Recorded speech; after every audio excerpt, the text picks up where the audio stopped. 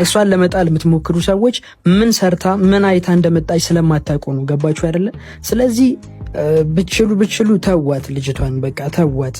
ሲቀጥል ደግሞ ጀስት እኔና እሷን ለመለያየት የምትሞክሩ ሰዎች በጣም ብዙ ሰዎች አላችሁ። እንድንጣላ የምትፈልጉ ሰዎች በጣም ብዙ ሰዎች አላችሁ። እኔ እሷን እናንተ ስላላችሁኝ አይደለም የምጣላት። ገባችሁ አይደለ? ሲቀጥል ደግሞ ቃል ገብቻለሁ። ቃል የገባሁትም ነገር ምንድን ነው? ምንም ነገር ቢፈጠር እናንተ ጋር እዚህ ጋር አሳልፌ የምሰጣት አይነት ሰው እኔ አይደለሁም። ገባችሁ አይደለ?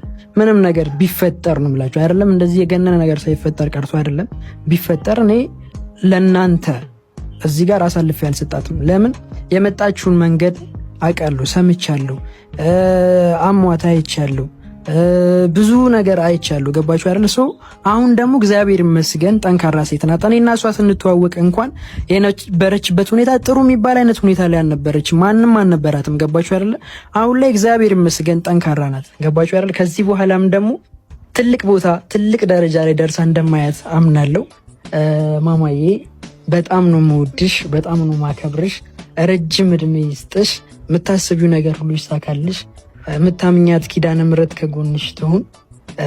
እንግዲህ ብዙ ነገር ማውራት አልችልም። በጣም እወድሻለሁ። እሺ ግምጃዬ አሁን